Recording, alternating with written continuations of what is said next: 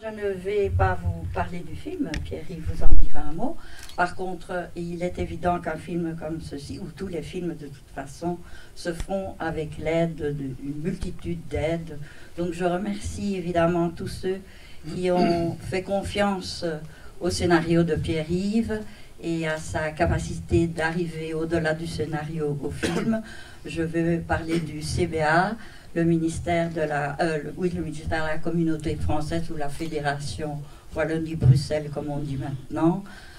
C'est une coproduction française, c'est-à-dire que nous travaillons avec un partenaire, Michel David de Zeugma. Nous avons aussi l'aide du CNC en France. Et aussi, nous avons l'aide du brouillon d'un rêve de la SCAM, que Pierre-Yves a gagné. Un grand merci d'être là. On a terminé le film, son montage, je pense, c'était en décembre dernier. Puis le film a commencé sa vie à Vision du Réel à Nyon. Et voilà, il circule un peu partout, mais c'est somme toute aujourd'hui la première projection en Belgique. Donc voilà, il y a par ailleurs plein de gens parmi vous que je connais, avec qui j'ai cheminé de différentes manières. Et donc voilà, pouvoir montrer le film, ce soir aujourd'hui, c'est vraiment important. Alors je voudrais remercier, voilà, c'est aussi à l'occasion de ce type de soirée que voilà, on peut remercier des gens qui m'ont accompagné. Donc je voudrais commencer avec Daniel et Anne. Et c'est vrai que voilà 15 années qu'on travaille ensemble sans interruption, et c'est précieux. Michel David à Zeugma Film à Paris, peut-être un tout petit peu plus tard, mais plus ou moins pareil. Et c'est vrai quelque part que j'ai de la chance. Non seulement ce sont d'excellents producteurs, parce que c'est leur métier, dans le cadre de leur métier, mais c'est avant tout des vrais compagnons. Et compagnons dans le sens où chaque fois un projet naît, et peut-être avec des idées précises, mais il se transforme tellement de fois tout au long du processus d'écriture, du tournage. Et voilà, c'est des gens qui me font confiance et qui conçoivent comme moi le cinéma comme étant entièrement une expérience du vécu, une expérience humaine. Alors ce film-ci, c'était cela. Tout ce que vous allez voir dans le film a été tourné là où je vis depuis plusieurs années, donc dans les montagnes de Lozère. Pour ce faire, on en parlera peut-être tout à l'heure, le troupeau, c'est mon troupeau, c'est notre troupeau. Donc pour pouvoir faire ce film, il a fallu un moment, pendant 2 ans, et on y a pris plaisir, débrayer et devenir éleveur, devenir berger quelque part, sans que ça devienne pour autant notre métier. Et voilà, et tenter avec ce troupeau de dépasser une idée de film et de toucher voilà, quelque chose qui est autour de nous et qui relève quelque part peut-être aussi de l'invisible. Voilà. Alors, j'en profite quand même pour faire venir quelques personnes près de moi qui ont travaillé sur le film. Jean-Luc Fichefait pour le son. Philippe Bouc pour le montage. Marie qui était assistante, mais peut-être tu peux l'appeler Anne? Oui, bien sûr. Il y a alors quand même 2 personnes ici dans la salle qui ont dû vivre cette expérience de cinéma, cette expérience de vie, mes 2 enfants, Léo et Mona. Vous pouvez venir. Léo qui a dû devenir quelque peu berger aussi, bien malgré lui, et qui par ailleurs a fait ses premiers pas sur le tournage en tant que régisseur, et voilà, je crois qu'il y a pris goût. Et Mona qui nous a accompagnés dans tout, et donc voilà Marie qui a été assistante sur le film. Voilà. Bon, je crois qu'on est au complet.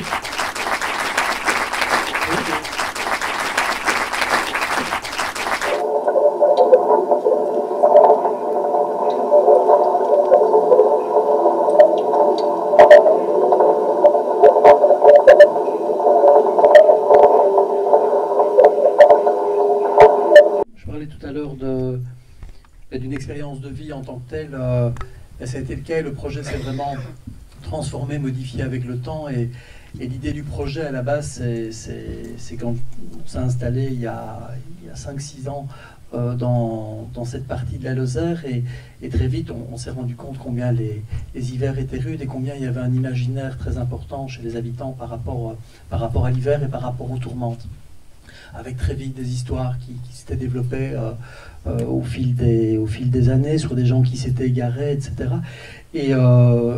Et voilà, moi j'ai toujours fait mes films à partir bien entendu avec des gens, mais à partir d'un territoire, essentiellement dans l'Afrique saharienne. Et là, il y avait pour moi un projet vraiment de film à faire à partir de l'hiver, à partir de ce rapport qu'ont les gens avec la nature et à partir des tourmentes. Alors j'ai passé beaucoup de temps à aller voir des gens qui étaient des voisins, qui étaient des bergers, et qui m'ont parlé des tourmentes, qui m'ont parlé des gens qui disparaissaient. Et puis très vite, je me suis rendu compte qu'il y avait une frontière très ténue entre tourmentes de l'hiver et tourments de la vie, tourments de l'âme, et j'avais envie de mettre ça au travail. Et donc j'ai rencontré un moment, j'ai eu la chance, et un peu par hasard, de rencontrer des patients de Saint-Alban, et qui étaient originaires de cette région, qui avaient traversé les tourmentes. Et j'ai commencé à les questionner par rapport à ça. Et donc une relation s'est installée, on a décidé de se voir régulièrement. On parlait des tourmentes, ils parlaient de leurs propres tourments. Et là, voilà, par rapport à toute cette frontière entre tourmente et tourment, j'ai senti qu'il y avait vraiment quelque chose à mettre au travail avec eux, et sur une longue période. Alors il se fait que dans toutes ces recherches, j'ai eu l'occasion de prendre connaissance de ce texte qui jalonne le film, qui est un texte du XIIe siècle, en fait, qui avait été écrit en occitan, et qui était une espèce de bréviaire pour des bergers qui, au XIIe siècle, dans la région, rappelaient les égarés avec leurs troupeaux en ensonaillant, donc en mettant des sonnailles à l'ensemble de leurs brebis. Et ce texte que j'ai quelque peu recomposé à partir de ces fragments, pour moi, est devenu aussi la base du film. Et à un moment de se dire, voilà, à partir de ce texte et de l'idée de rappeler des égarés de l'hiver et de l'âme, on proposait avec le cinéma un acte qui dépasse une dimension ethnologique, une dimension de l'observation, et poser un acte probablement de réhabilitation et du souvenir. Et là, je me suis dit, on s'est dit, parce que c'est pas un film ethnographique, on ne voulait pas du tout faire ça, il faut qu'on fasse nôtre un troupeau. Pas question de réquisitionner un troupeau, de louer un troupeau. Et donc on a commencé, ça a duré pendant 2 ou 3 ans, avant d'arriver au tournage, on a commencé avec 20 brebis. Et voilà, elles ont donné naissance à d'autres brebis, à des agneaux. On a obtenu d'arriver à ce troupeau de 150 têtes à peu près. Et l'idée, c'était de reparcourir des lieux où des gens s'étaient perdus, et d'entremêler à la fois, dans cet exercice du souvenir, à la fois des gens qui se seraient égarés dans les bourrasques de l'hiver, mais aussi des gens qui se seraient perdus dans leur propre tourment. Il se fait que dans ce travail, pendant 6 ou 7 mois avec les patients, souvent on se promenait dans l'asile de Saint-Alban, et souvent dans cet enclos, on savait tous qu'il y avait 3000 personnes qui avaient été enterrées dans une fosse commune. Et un jour, l'un d'eux, celui avec sa moustache, Jean-Paul, m'a dit, il faut qu'on vienne, chaque fois que tu viens, il faut qu'on marche dans cet enclos, parce que marcher, être un peu là-bas, près d'eux, ça leur redonnerait un peu de chaleur. Je trouvais ça très beau, je trouvais ça magnifique, et lui de me dire aussi, mais il faudrait retrouver les noms de ces gens. Première chose, il faut retrouver les noms de ces gens. Et là, c'est en ça que le cinéma est magnifique, parce qu'il y a aussi des moments de hasard qui font que vous découvrez des choses et que le film rebondit, le projet de film rebondit. Il y a une personne qui travaillait dans l'hôpital qui avait ce document avec les noms des 3000 qui étaient enterrés. Et puis j'ai retrouvé à partir de ces noms des 3000 les comptes rendus médicaux de la plupart, de certains d'entre eux en tout cas, que l'on entend dans le film.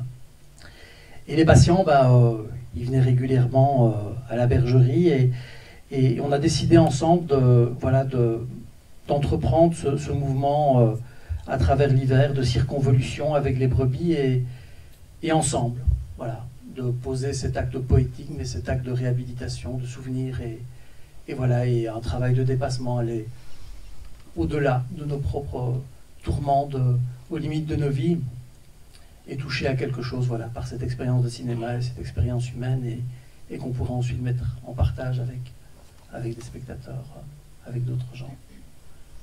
Voilà l'histoire du film, de ce bout de vie, et voilà.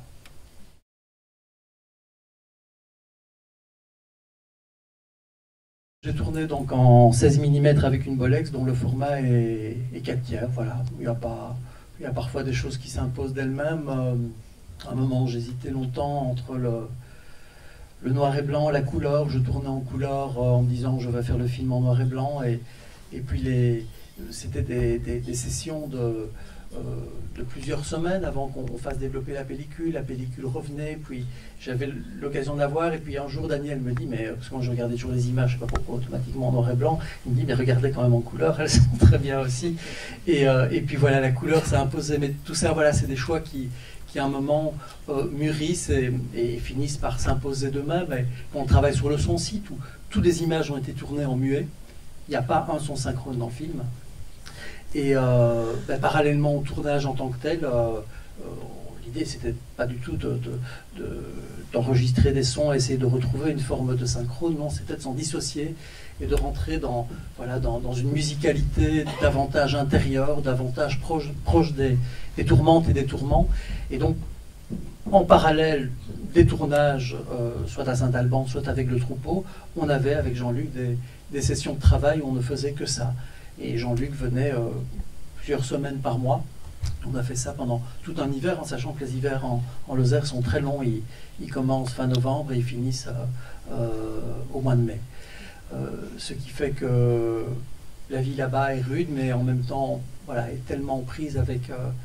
les gens sont tellement en prise avec les éléments de la nature que trouver des lieux comme ça, en tout cas dans nos régions et dans notre culture, je crois que c'est assez rare. En tout cas, moi j'ai retrouvé dans cette nature la même puissance que j'avais découverte et que j'avais vécu et traversé dans le Sahara, en Afrique occidentale. Si ce n'est que c'était dans ma culture, voilà.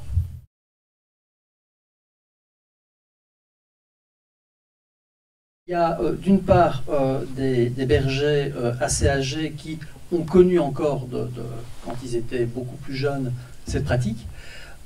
Et il y a donc ce texte que moi j'ai retrouvé dans des archives, qui était un texte qui avait été écrit en occitan, et c'est vrai qu'il y a une teneur païenne, incontestablement.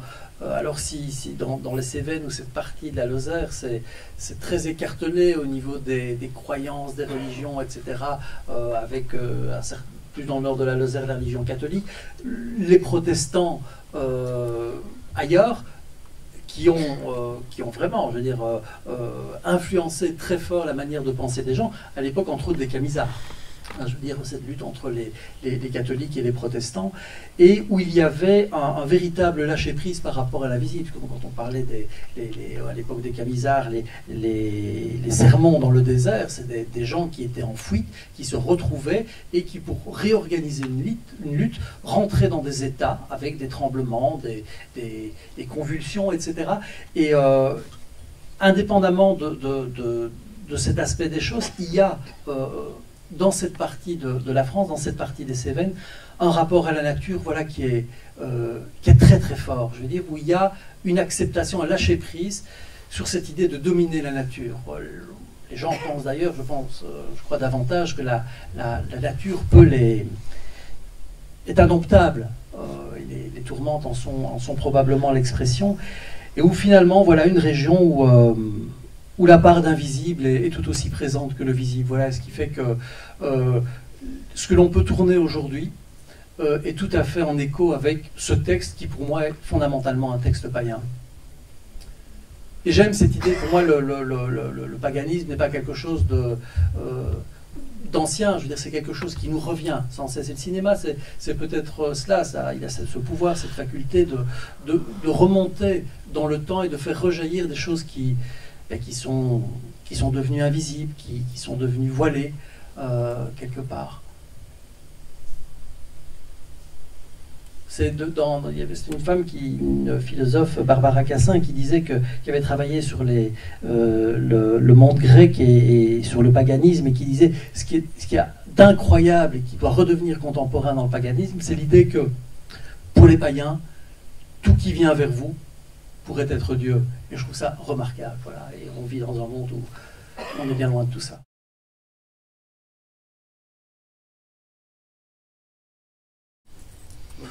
Bon, c'était difficile, mais des risques, nos vies n'ont pas été mises en danger, ni celles des moutons d'ailleurs. Et parfois dans des projections, il y a des gens qui disent « oui, mais enfin, vous êtes fous, on ne sort pas des moutons comme ça en hiver ». Oui, c'est vrai, on ne les sort pas. Mais en même temps, il y avait, je crois, pour les moutons en tout cas, autant ou plus de plaisir à sortir, même si il y avait de la neige dans ces situations-là, que de rester pendant 8 mois sur 1,20 m de fumier avec des émanations d'ammoniac qui rongent les poumons et tout le reste, quoi. Donc, pas vraiment de prise en danger de mise en danger comme tu le dis, mais moi ici, en fait, c'est ça qui m'intéressait, c'était de me réapproprier un texte du passé et de le... Voilà, avec ça, et avec un troupeau, de poser un autre acte que celui qui était posé à partir de ce texte et au XIIe siècle, avec un troupeau et un troupeau ensoleillé. Donc voilà, et j'avais pas envie de rester simplement enfermé sur, voilà, faire un travail de souvenir par rapport aux gens qui seraient perdus dans les bourrasques de l'hiver. Je voulais, avec le cinéma et avec ce troupeau, voilà, poser un autre acte de souvenir et de réhabilitation quelque part. Voilà, et je pense qu'il y a une dimension, oui, je vais dire politique, mais en tout cas philosophique dans une démarche comme celle-là. Donc je l'ai fait mienne et pendant 3 ans, je n'ai vécu qu'avec ça. Et ça me prenait tout mon temps. Je crois que 60% de mon temps, je l'ai passé en tant qu'éleveur, en tant que berger. Et voilà, alors l'équipe qui était là, je ne peux pas parler pour eux, je ne sais pas à quel point ils ont été traversés, mais en tout cas, Jean-Luc, on travaillait, il me rejoignait, enfin Marie, elle vivait... on vivait ensemble, donc là on vivait au quotidien, les enfants aussi.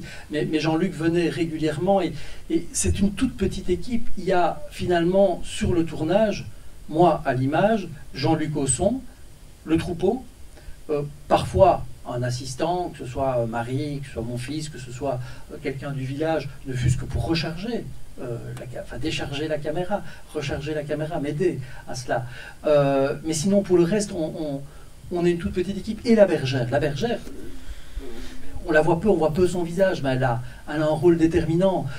Et c'est quelqu'un que j'ai rencontré qui, en fait, qui est vraiment une bergère et qui fait de la transhumance pendant 4 ou 5 mois chaque été, avec 4 à 5 000 brebis sur les monts Lozard. Et qui en même temps, à certains moments de l'année, fait de la tonte de brebis. Et c'était une copine bergère qui m'avait dit, écoute, tu veux faire tondre tes boutons, c'est très bien, et je fais venir Émilie, elle fait très bien ça, et tu vas bien t'entendre avec elle. Et elle est venue, elle a tondu les moutons, et c'est d'ailleurs au moment du début du film, c'est tourné en Super 8, je lui avais dit, écoute, voilà, je prépare un film, et est-ce que tu acceptes que je filme? Elle m'avait dit, moi je veux surtout pas être filmé, je veux pas qu'on voit mon visage. D'ailleurs moi les touristes, quand je suis sur les monts Lozère, qui viennent qui essayent de prendre des photos de mon troupeau et de moi-même, ça me rend dingue, etc. Je dis, mais non, écoute, simplement, mais je vais filmer les regards de mes brebis, etc. Et donc cette bobine est là, tourne à la gâchette, est intégralement dans le film. Mais on a discuté ensuite après la tonte, et je lui ai parlé de ce texte, je lui ai parlé de ce que je voulais faire. Et quelques semaines, puis on s'est revus, puis des mois sont écoulés. Quand elle est revenue de Transhumance, je crois que c'était en septembre, mais on commençait le tournage en novembre, elle m'a dit, écoute, j'ai bien réfléchi, moi je veux travailler et vivre cette aventure avec toi. Moi je savais qu'il fallait qu'il y ait quelqu'un pour mener le troupeau alors que je serais derrière la caméra. Et en fait, toutes les semaines, elle était là, 4 à 5 jours, ou tous les 10 jours en tout cas. Et comme le tournage s'est fait sur le temps, à un moment, tout le monde s'est retrouvé habité par cette croyance sur le bien fondé de ce que l'on faisait. Même si des gens aux alentours, je pensaient qu'on était fous. Moi, je me souviens qu'à un moment, on sortait, parce qu'à certains moments, on amenait aussi le troupeau, quand c'était vraiment trop dur, on le chargeait dans une bétaillère et on l'emmenait pour lui éviter de s'exténuer en marche à pied, etc. Et je me souviens que cette fois-là, il y avait des bourrasques de vent, de la neige, etc.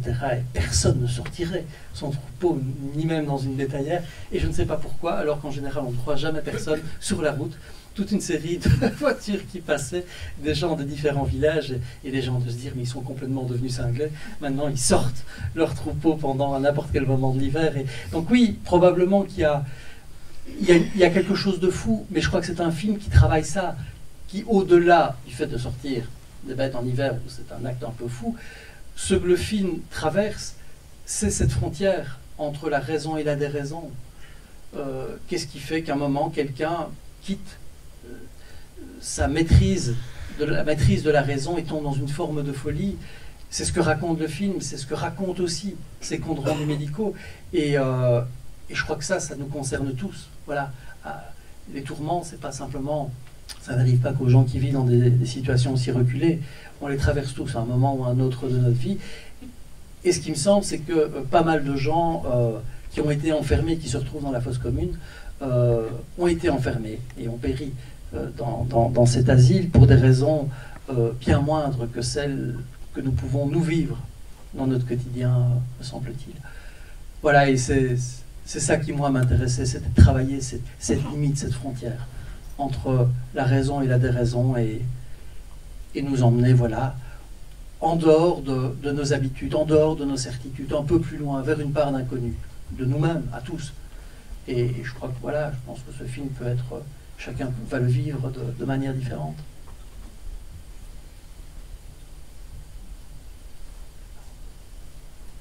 Voilà, bah écoutez, on nous a dit qu'il fallait faire court, mais on a un petit verre à prendre, et donc voilà, on peut continuer à se parler ou pas à l'extérieur.